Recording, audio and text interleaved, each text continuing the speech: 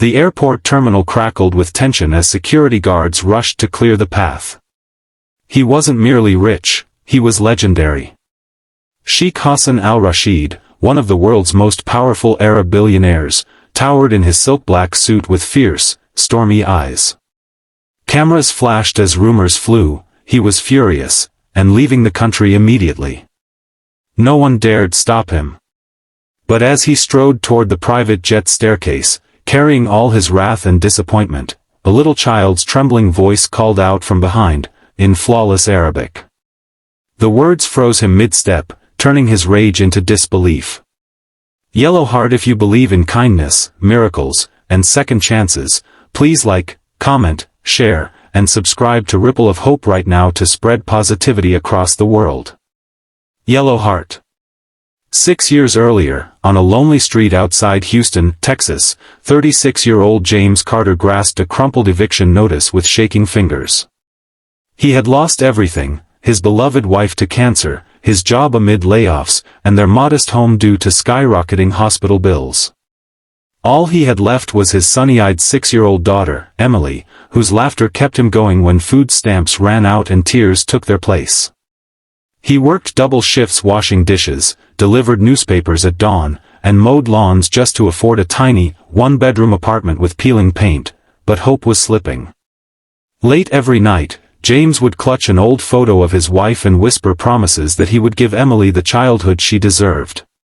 Outside, the world glittered with luxury cars and skyscrapers, symbols of lives he thought were forever out of reach. Emily, unaware of her father's sleepless sacrifices, often asked why they couldn't go to amusement parks like other kids. His heart broke every time he said, "Soon, baby. Daddy's trying." But soon never came.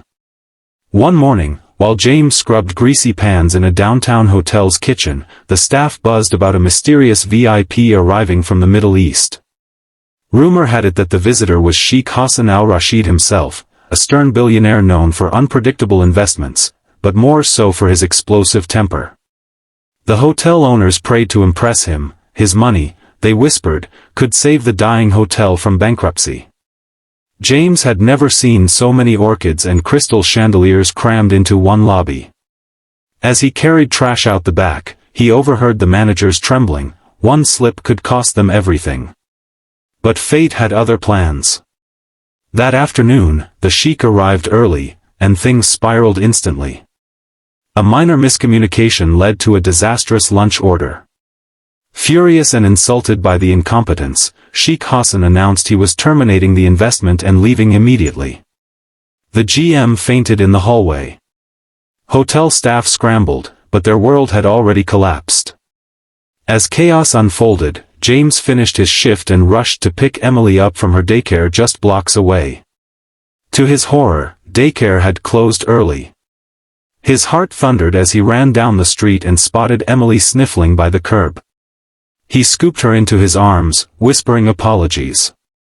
But at that moment, a convoy of black SUVs roared past toward the nearby private airport.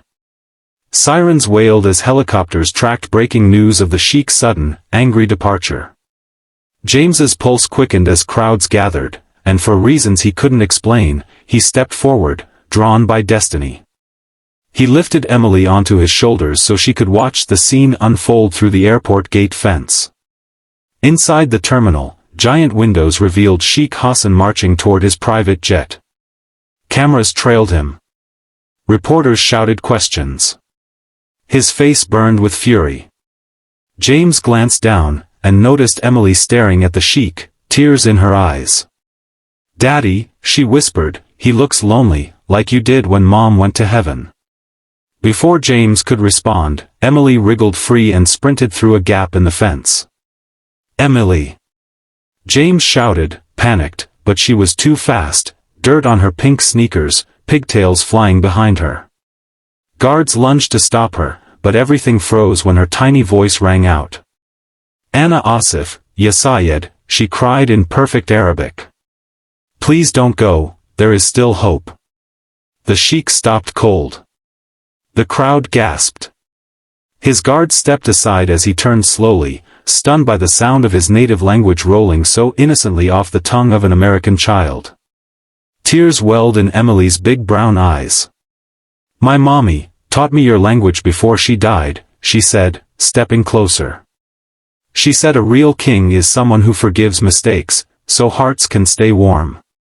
The billionaire's jaw tightened. His eyes softened, betraying a lifetime of grief, for he too had lost a young child years ago to illness, a wound no amount of money could heal. James reached them, breathless, ready to apologize, but Sheikh Hassan raised his hand gently. Wordlessly, he knelt and gazed into Emily's eyes. The air between them glowed with something almost holy. "Your mother was a wise woman," he murmured in Arabic. Emily smiled shyly and placed something small into his palm, a simple heart-shaped locket photo of her mom. "Keep this," she whispered. "So you never forget to love." The sheikh's lips trembled as he clutched the locket to his chest.